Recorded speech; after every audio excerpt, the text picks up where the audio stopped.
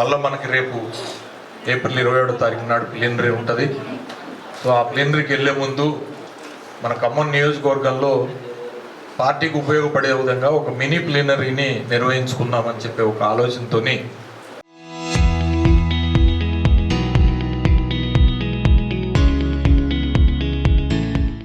హరీష్ రావు గారిని కోరడం జరిగింది. సో దానికి హరీష్ రావు గారు కూడా తప్పకుండా నేను వస్తాను అన్నారు.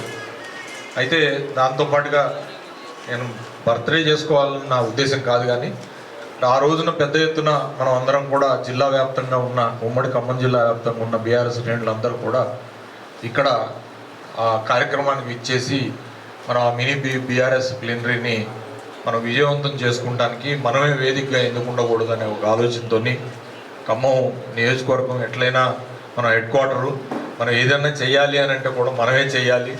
మనం పార్టీకి ఒక అసెట్గా ఖమ్మం నియోజకవర్గం ముందు నుంచి ఉంది. ఈ 2.5 సంవత్సరాల్లో కూడా మనం ఏ అకేషన్ వచ్చినా కూడా మరి కేటీఆర్ గారిని తీసుకురావటం కానీ, లేకపోతే పార్లమెంట్ ఎలక్షన్లప్పుడు కేసీఆర్ గారు వచ్చినప్పుడు కానీ, మనం ఇక్కడ ఖమ్మంలో వారు వచ్చినప్పుడు సంగతి కానీ, లేకపోతే తర్వాత మొన్నటికి మొన్న వెలుగుమట్ల మరి నిర్వాసితులకు సంబంధించి అండగా నిలిచే కార్యక్రమం వరకు కూడా ఖమ్మం హెడ్ క్వార్టర్లో మనం పార్టీ కార్యక్రమాలని మనం ఆ రకంగా ముందుకు తీసుకుపోతూ ఉన్నాం. మీరందరూ కూడా వాటిని దిగ్విజయం చేస్తూ ఉన్నారు. నేను కూడా దాన్ని దృష్టిలో పెట్టుకొని ఈ ఏప్రిల్ 19వ తారీఖు నాడు మరి సాయంత్రం టైం ఇచ్చారు హరీష్ రావు గారు. ఈ మినీ ప్లీనరీని మనం నిర్వహించుకుందాం, దాన్ని మినీ ప్లీనరీగానే అభివర్ణించుకుందాం. దానికి కోఇన్సిడెన్స్గా నా బర్త్డే ఉంటుంది తప్పితే నా బర్త్డే వేడుకల కోసం అని చెప్పి దాన్ని నిర్వహిస్తున్నట్టుగా చేయొద్దు.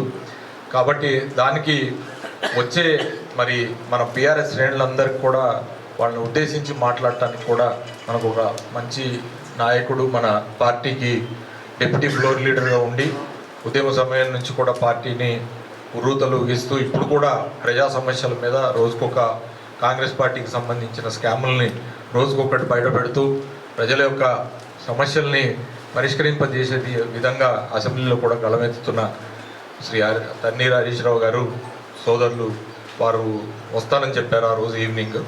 సో అందుకని సాయంత్రం పూట అయితే చల్లగా ఉంటుంది. దాని తర్వాత కొంచెం మనం భోజనాలు కూడా ఏర్పాటు చేసుకున్నాం. అక్కడనే గ్రౌండ్ దగ్గర మనం పెద్ద ఎత్తున లైట్స్ అవన్నీ ఏర్పాటు చేసుకొని కల్చరల్ యాక్టివిటీస్, సాంస్కృతిక కార్యక్రమాలు అవన్నీ కూడా హైదరాబాద్ నుంచి వాళ్ళందరినీ కూడా సింగర్స్ని వాళ్ళని పిలిపించుకొని ఏర్పాటు చేసుకుని ఒక మంచి ఒక మీటింగ్ ఒకటి చేద్దాం అనే ఉద్దేశంతో మిమ్మల్ని అందరినీ పిలవడం జరిగింది.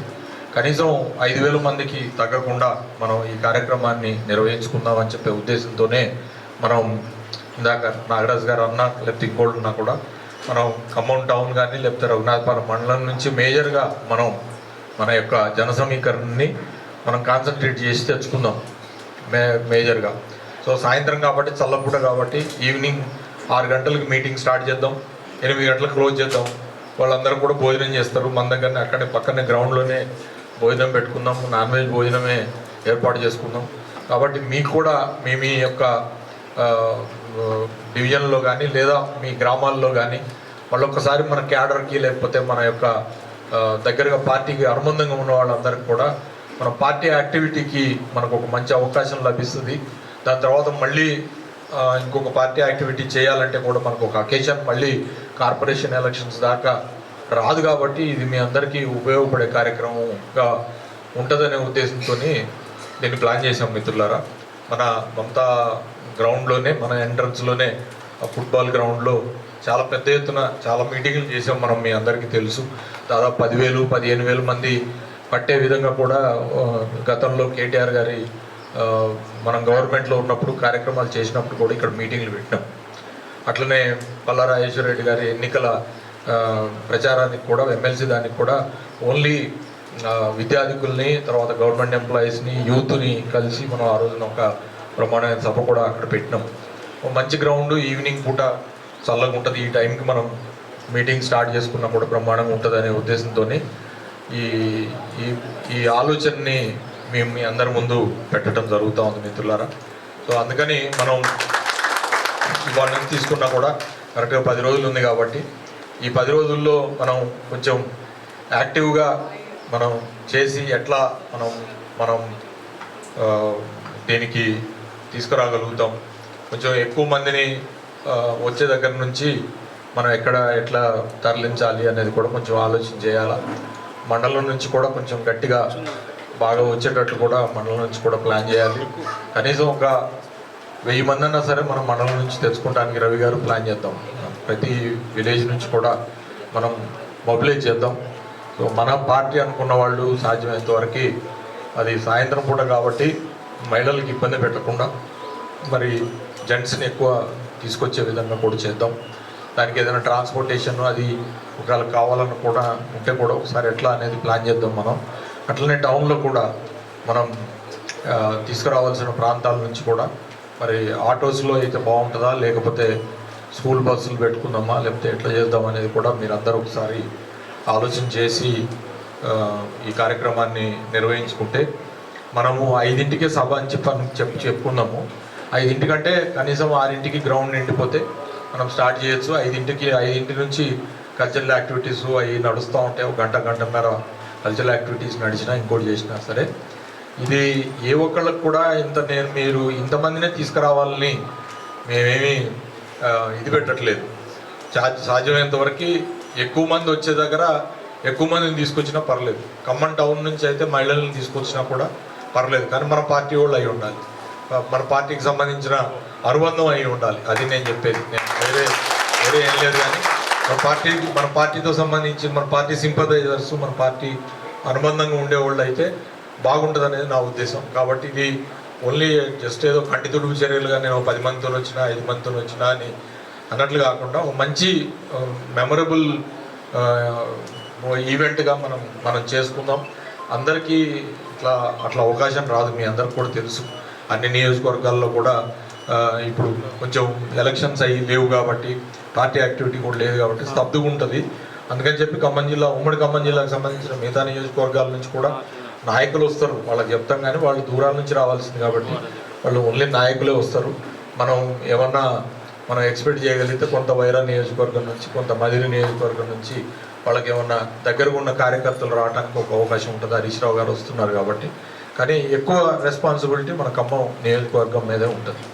కాబట్టి దయచేసి నేను ఇప్పటి నుంచి మీ వచ్చే 10 రోజుల్లో ఫస్ట్ ఈ ఫేజ్ ఆఫ్ నెక్స్ట్ 2-3 డేస్లో మీరు ఖమ్మం టౌన్కి సంబంధించి కూడా దయచేసి మళ్ళీ ఒకసారి మీటింగ్ పెట్టుకొని ముఖ్యులందరూ కూర్చోవాలా. అట్లనే మండలానికి సంబంధించి కూడా కూర్చొని టౌన్కి సంబంధించి కూడా మీరు 4 విభాగాలు ఉన్నాయి కాబట్టి 1 టౌన్, 2 టౌన్, 3 టౌన్, ఖానాపురం ఇవి బాధ్యతలుగా తీసుకొని వాళ్ళని కూర్చోబెట్టుకోండి. నా రిక్వెస్ట్, మీరు ముఖ్యులందరూ వచ్చారు కాబట్టి అన్న 3 టౌన్ మీరు కొంచెం కోఆర్డినేట్ చేయండి, 2 టౌన్ నువ్వు కోఆర్డినేట్ చేయి, ఖానాపురం హవేలీ నువ్వు కోఆర్డినేట్ చేయి, 1 టౌన్ మరి మన కృష్ణన్న వాళ్ళు రాలేదు, లేకపోతే కృష్ణన్నకి మక్బూల్ అన్నకి చెప్తా, మక్బూల్ అన్న నువ్వు కృష్ణన్న కలిసి 1 టౌన్ నుంచి కోఆర్డినేట్ చేయండి. తర్వాత రఘునాథపాలెం మండలం మొత్తం మన ముఖ్యులందరూ ఉన్నారు. మన పిన్ని కోటేశ్వరరావు గారు, వీరునాయక్ గారు, తర్వాత గుత్తారవి గారు, తర్వాత ప్రదీప్ గారు ఉన్నారు. రాని వాళ్ళకు కూడా ఒకసారి కొంచెం చెప్పి రేపు కూర్చొని రిప్రజెంట్ చేసి మనం విలేజ్ వైజ్గా మనం ఎంతమందిని తీసుకొద్దాం. ఇప్పుడు ఫర్ ఎగ్జాంపుల్ మంచుకొండ ఉంది మనకి దగ్గరే, అక్కడ నుంచి మనం తీసుకురావడానికి ఏమన్నా బస్సులు ఏమైనా పెట్టాల్సి వస్తే బస్సులు పెడదాం. ఒకవేళ ఇప్పుడు మన సర్పంచ్ గారే ఉన్నారు, శంకర్ గారు ఉన్నారు, ఆయనకి 270 మంది 270 మెజారిటీనే వచ్చింది.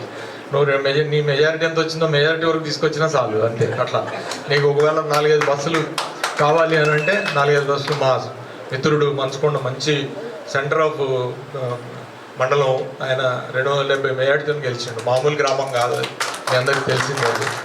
అట్లా కొంత మీరు కెపాసిటీ ఉన్నోళ్ళు కొంచెం గట్టిగా బస్సులు కావాలంటే కూడా స్కూల్ బస్సులు ఏమంటే కూడా అరేంజ్ చేస్తాం. మన సర్పంచులు గట్టిగా ఉన్న సర్పంచులే కాకుండా మనం గట్టిగా పనిచేసిన విలేజెస్ కూడా ఉన్నాయి. మార్జినల్గా ఓడిపోయిన విలేజ్ ఇప్పుడు చింతగుర్తి ఉంది. చింతగుర్తి లాంటి విలేజు, పంగిడి లాంటి విలేజు 60-70 ఓట్లతోనే మనం అక్కడ ఓడిపోయింది. కానీ మనకు అక్కడ మన క్యాడర్ ఉంది. మనకు కావాలనుకుంటే, మనం కదిలించాలి అనుకుంటే ముందుకు రావడానికి బ్రహ్మాండంగా ముందుకు వస్తారు. కాబట్టి మన ఓల్డ్ పాపడపల్లి, గ్రామ పంచాయతీ ఏదైతే ఉన్నదో దాంట్లో ఉన్న పావడపల్లి, విఆర్ బంజారా, జీకే బంజారా మీరందరూ అంటే నేను అనేది ఏంటంటే మన పార్టీగా ఉండేవాళ్ళు మన సింపథైజర్స్ని మనం తీసుకొని వస్తే మన పార్టీ మినీ ప్లీనరీకి ఉపయోగపడుతుంది. మన నాయకులు ప్రత్యేకించి హరీష్ రావు గారు కూడా ఇప్పుడు ప్రస్తుతం జరుగుతున్న రాజకీయాలు ఇవన్నీ కూడా మనం రోజు చూస్తూనే ఉన్నాం. సోషల్ మీడియాలో వాళ్ళకేం తెలియదని కాదు, మనం చెప్పాల్సిన అవసరం కూడా లేదు, అన్నీ తెలుసు వాళ్ళకి. కానీ మన పార్టీని ఇంకా బలోపేతం చేసుకోవడానికి, బిల్డప్ చేయడానికి మనకు మంచి కార్యక్రమం లాగా ఉపయోగపడుతుంది అనే ఉద్దేశంతో చేయడం అయితే ఉన్నది. మన శ్రీరాములు గారు ఇప్పుడు మన మీ డివిజన్ ఉందనుకోండి, మీ డివిజన్ కూడా మాస్ డివిజనే. మీరు కూడా మంచి గట్టిగా 200 మందిని ప్లాన్ చేసుకొని అక్కడ పల్లెపల్లి కానీ లేకపోతే లోపల ఊర్ల నుంచి కానీ మనం తయారు చేసుకొని మనం తీసుకొచ్చేటట్లు చేయాలి. అట్లా మాస్ ఏరియాస్ ఉన్న దగ్గర మన మాస్ ఏరియాస్ నుంచి కొంచెం ఎక్కువ కదిలించేటట్టు మాటేటి నాగేశ్వరరావు గారు ఉన్నారు, 500 మందినే తీసుకొస్తారు ఆయన అనుకుంటే ఏం కాదు. అట్లా మన తోటరామారావు గారు ఉన్నారు, మాస్ ఏరియాస్ ఉన్నాయి.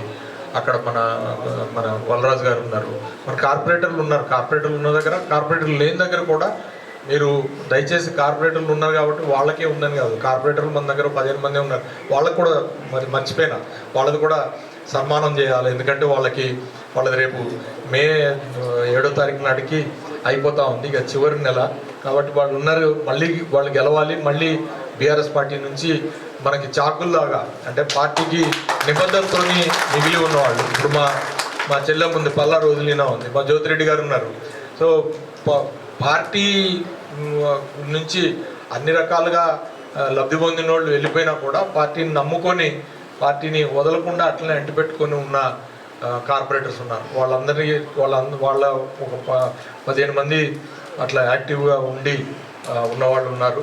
సో వాళ్ళందరికీ కూడా మన మంచి సన్మాన కార్యక్రమం అట్లనే మన గెలిచిన సర్పంచులకు కూడా మళ్ళీ ఒకసారి ఆ రోజు ప్రాపర్గా సన్మాన కార్యక్రమంలా కూడా చేసుకున్నాం. దాంతోపాటుగా హరీష్ రావు గారు మన ఈరోజు జరుగుతున్న రాజకీయం ఏంటి, జరుగుతున్న పరిణామాలు ఏంటి, అవన్నీ కూడా ఆయన ఎక్కువ ఉపన్యాసం ఆయన చెప్పే విధంగా మనం వినే విధంగా దాన్ని మనం అడ్వాంటేజ్ తీసుకుందామని చెప్పి నేను తెలియజేస్తూ ఉన్నాను. మన ఇప్పుడు ఎల్బీనగర్ లాంటి దగ్గర నుంచి సురేష్ వచ్చింది కదా, ఎల్బీనగర్ లాంటి ప్లేస్ ఉందనుకో, మనం అంటే ఇంతే అని కాదు, ఎల్బీనగర్ నుంచి నేను ఇంతమందిని తీసుకురాగలుగుతాను అంటే అంతమందిని తీసుకొచ్చేటట్టు. ఇప్పుడు మా మిట్టపల్లి ఉన్నాడు, మా మిట్టపల్లి రేవు అనుకుంటే మొత్తం వాళ్ళ సంఘం అంతా కూడా వస్తుంది, లేడీస్ అందరు కూడా వస్తుంది, భోజనం కూడా చేసి వెళ్తారన్న. అందుకని అంత భోజనాలు కూడా ఉంటాయి కాబట్టి భోజనాలు కూడా ఉన్నాయని చెప్పి ఏదైనా బస్సు కావాలంటే బస్సులు స్కూల్ బస్సు కూడా ఏర్పాటు చేస్తారు. మనం ట్రాన్స్పోర్ట్ను మనం భోజనాలు పెడుతున్నప్పుడు పెద్ద విషయం కాదు, మనం ఒక 5,000 మందిని సమీకరించడం అనేది పెద్ద విషయం కాదు. దాన్ని యూత్ని బాగా మనం